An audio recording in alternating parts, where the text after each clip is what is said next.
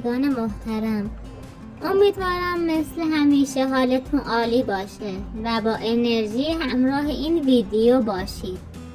قبل از اینکه وارد ماجرا بشیم حتما در کانال دوم ما عضو شوید، چون اگر روزی بنا به هر دلیلی نتوانستیم در این کانال ادامه دهیم، فعالیت ما را در کانال دوم ادامه خواهیم داد تا هیچ وقت ارتباطمان قطع نشود.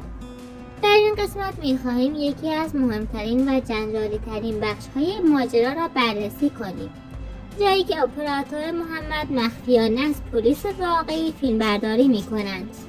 اگر با دقت نگاه کنید از نوع فیلمبرداری و رفتار ماموران کاملا مشخص است که این افراد پلیس واقعی هستند.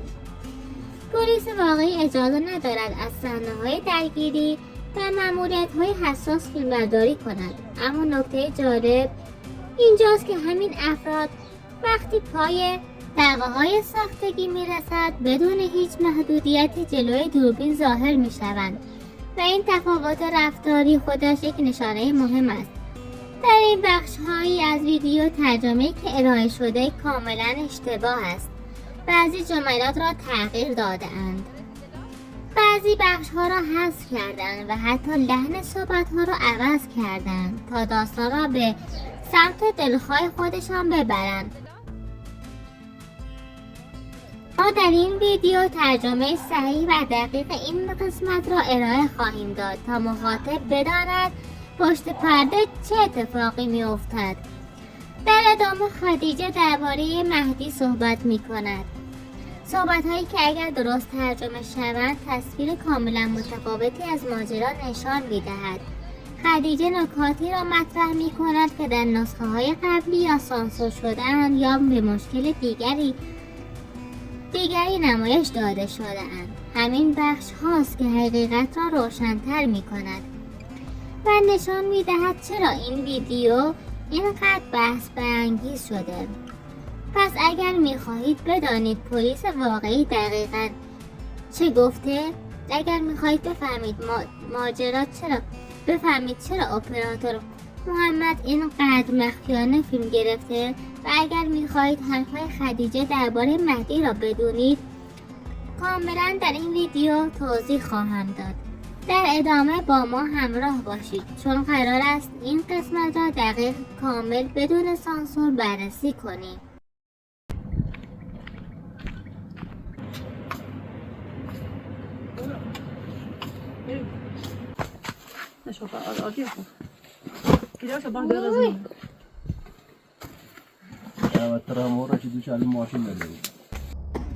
در این ویدیو دوباره می‌بینیم که کبرا تلاش می‌کند خودش را فردی اجتماعی و شهری نشان دهد، رفتاری که هیچ شخصیتی با زندگی واقعی او ندارد. کبرا در روستا بزرگ شده، با سبک زندگی عشایری آشناست و اتفاقا همین موضوع می‌تواند نقطه قوتش باشد. اما نمی‌دانم چرا اصرار دارد جلوی دوربین نقش آدم اجتماعی و پرجنب و جوش را بازی کند. این رفتارهای نمایشی نه به شخصیتش می‌خورد و نه کمکی به آیندهش می‌کند. واقعیت این است که اگر کبرا روزی با مهدی ازدواج کند باید بتواند از پس جانبیری بر بیاید، زنی که همه می‌دانیم سختگیر، تندخو و اهل نظم است. مهدی هم دقیقاً دنبال زنی زرنگ، کاری و اهل آشپزی است، اما کبرا نه زرنگ است و نه اهل کارهای خانه. تازه باید هر روز با اخلاق جان بیبی هم کنار بیاید. این تضاد رفتاری میتواند زندگی مشترک او را به چالش بکشد. از طرف دیگر کبرا مدام با رفتارهای عجیب و اداهای جلوی دوربین خودش را درگیر میکند.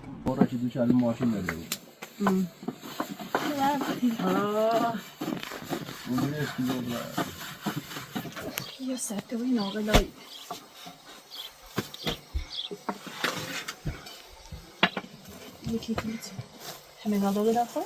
ها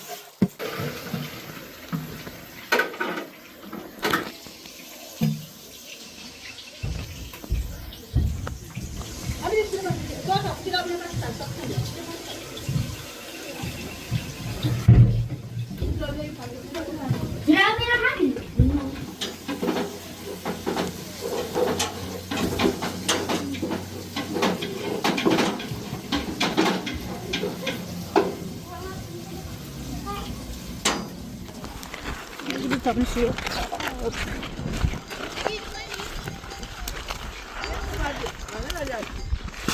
Şöyle bakın.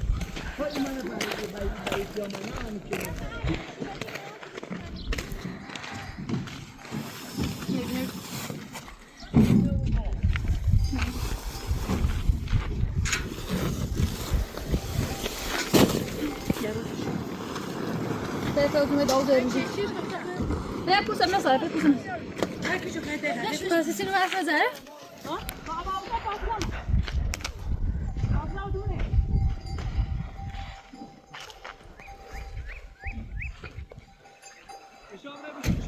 بله ساده بودش مراد دارم محترمانه سوالی کنم یا مشکلاتی دارن با هم صبح طالب میره بازارشون بفرمایید تا بریم اون بالا ببینم باید بریم آقای جلیلی ما دیگر رفتیم مراسم یه ساعت دیگه ما واسیم ما هم داریم مورد امروز سیده بشه میمون هم دارم هم برای هونمون یه هزار دیگه بریم الان هم میگون ماشین رو نگیدیم و پا بکن ماشین تو چیه؟ همون تا ماشینشو بالایه تا بریم بالا ما نه نهارم ما بریم آیا تا ماشین مال تا راننده اونه نبرداشت اونه هم با ماشین اومد بیام او رو حالا بیاشو همون هم برگردوندیم برن او همون هم با ماشین اومد با همین چند جواب نه مادرم به هم نرسید تو تا شما نهار بخریم بعد نه هر هم تا نیاز تو شو کن اصلا تو شو کنم با اینجا تو باش تو برو ماشین هم برای اساس ماشین قلات خب بیا بریم میشیم ماشین ماشین بیا تا بشیم ماشین بهتر رانده شد دیگه واسه من تا ماشین اون نیم رو بعد بیاش بعد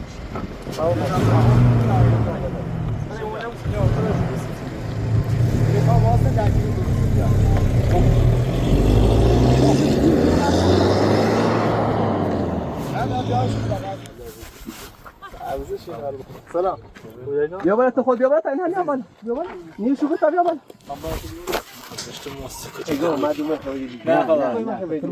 تو مأمور قانونی نه مکشی باید نیو شو بی با یه بحثی نه آیه ممنون تام هستیم بفرما شما کجا فکر به چیزی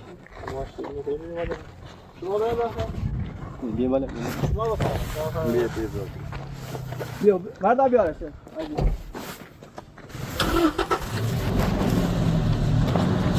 در ایل بختیاری مخصوصا در طایفه حسینپور گاهی درگیری‌های کوچک شکل می‌گیرد که اگر کنترل نشود بزرگتر هم می‌شود. صحنه‌ای که در این ویدیو دیده می‌شود برخلاف بسیاری از نمایش‌هایی که قبلا دیدیم واقعی است. چون این بار پلیس واقعی وارد ماجرا شده و همین موضوع باعث شده اپراتور با استرس و مخفیانه فیلم برداری کند. فیلم گرفتن از مأمور پلیس بدون اجازه جرم محسوب می شود و همین طرح در نحوه فیلم برداری کاملا دیده می شود. اگر با دقت نگاه کنید لباس فرم واقعی پلیس و ماشین سازمانی با آرم رسمی کاملا مشخص است. اپراتور جرئت نمی کند صحنه را واضح و مستقیم ضبط کند. مدام دستش می لرزد، زاویه را تغییر می دهد و سعی می کند طوری فیلم بگیرد که هم صحنه ضبط شود و هم خودش دیده نشود. این اضطراب نشان می دهد که ماجرا ساختگی نیست و خود اپراتور و محمد فقط برای جذب بازدید بیشتر ریسک کردند و این صحنه خطرناک را ضبط کردند. با این حال هیچ کدام از افراد حاضر به توضیح نیستند دعوا دقیقا بر سر چه بوده. اما طبق چیزی که در این ایل رایج است این نوع درگیری ها معمولا بین افراد همان طایفه رخ می دهد. یعنی اینجا هم اختلاف بین اقوام خودشان است و طایفه حسینپور بوده. چنین اختلافاتی اغلب ریشه در مسائل خانوادگی، میراث زمین یا کدورت‌های قدیمی دارد. چیزهایی که در ظاهر کوچک است و اما بزرگ.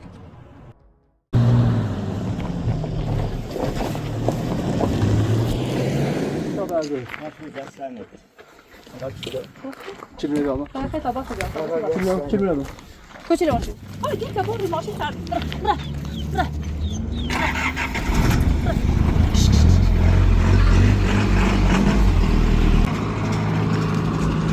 برو ماشاءالله هاي دلال فاصقات تجمع كتير فاصقات أنا وما أدري ولا أنا راس راو متدين تاسمين يقولوا أنا جوفني إلي برا واسيله جاي بيرون بابرا خمار شو براتي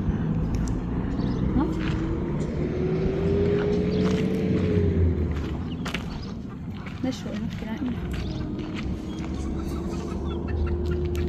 خدا یا خود مردم رخی یا ای خدا زرتون اوه خدا نبود که دکش ها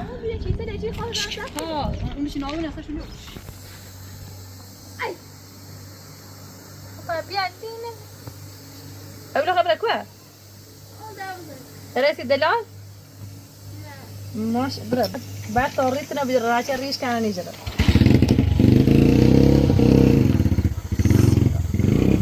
مرد عايزة تقول ماشي خا ما دوش از مردم ماشین ندارم مثلا ما ممکنه ماش کرده سوتله مو دار باردر سیفه تو بیا باردر کار بیدارینه پشت گوش شدی پشت گوش شد همین تازه ریکنین تیم عدولی بینی تو سراغ میام باش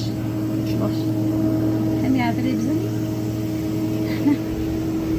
در ادامه ویدیو خدیجه با نگرانی رو به محمد میگوید پلیس نتوانسته جلوی دعوا را بگیرد. فضای اطراف کاملا متشنج است و همه می‌دانند که این درگیری کوچک می‌تواند در ایل بختیاری خیلی سریع بزرگ شود.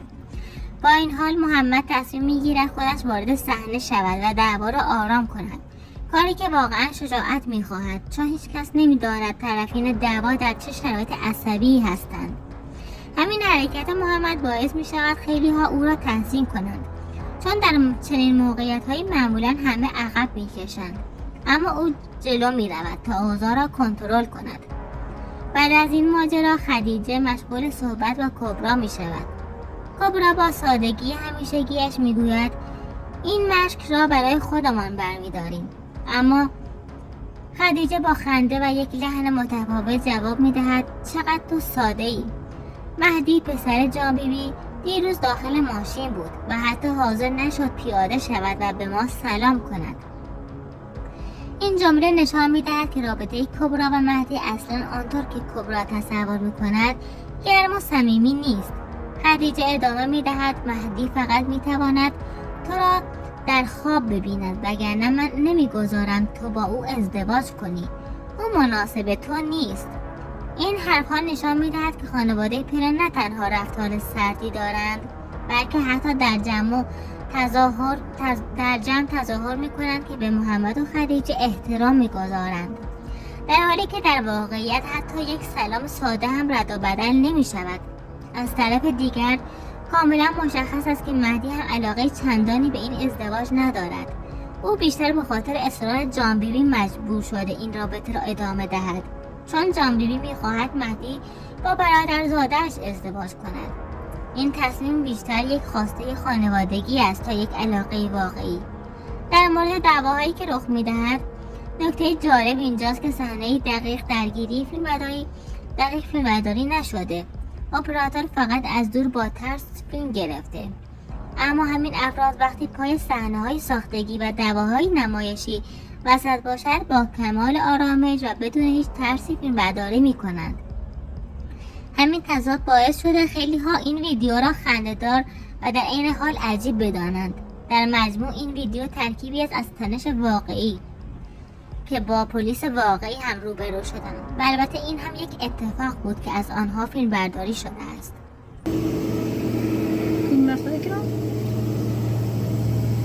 خدایا مردم را خیلی آزربایجان نکنه ایمان سینی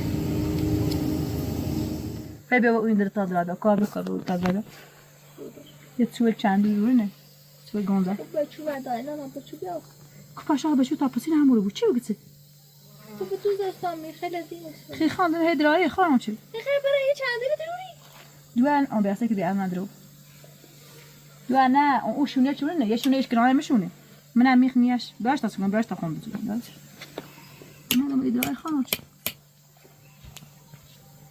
چه داخل ولا چه والله شو كذا راس أتي مرسي وقلت بقى شيء خسران راس سرتو عادي إنه زاره شو شيء خسران ولا أتي باقي تو چونه اردی رو برای چه خواستو لزوره ما شیرای دلاله هذا خلاص سر فلچه اردی یا چه خواستو من در برای نوزریم هوا با هذا چه دی چه خواستو اردی تایرو الصبح طالع شاسي اقول لهم ترو ما قموا ما نراندو ما ديش زين لازم فينا يا خودت بيجمونا ونسينا داخلنا رياضاشونه اللي ما دايخ چی رو زینه؟ چه خواستون استشش کنن ماشین جان خود زمینش من لباسی رو نبرم زبانی رسانده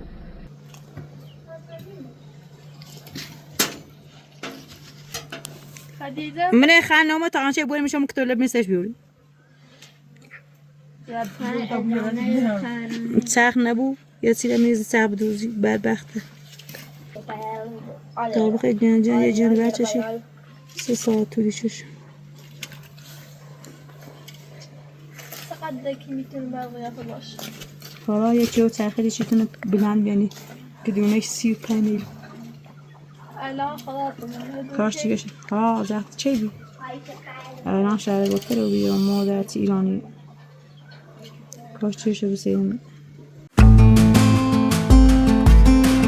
در ادامه ماجرا محمد که در محلی او را به چوب صدا میزنند وارد صحنه می شود و با خدیجه درباره دعوای پیش آمده صحبت می کند.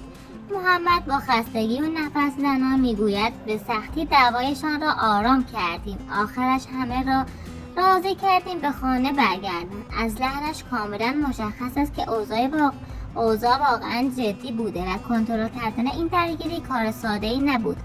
محمد توضیح میدهد که این افراد از طایفه حسینپور هستند اما از شاخه نجیب و او ادامه میدهد مثلا خانواده پرن ها از طایفه حسینپور هستند و در گروه باباخون قرار دارند. البته مادر شیروان یعنی شیرین جان در گروه رضاخون است و خود شیروان از مادرش و گروه رضاخون دفاع کرد و الان او جزء گروه رضاخون محسوب می شود. من هم خودم از طایفه باباخون هستم.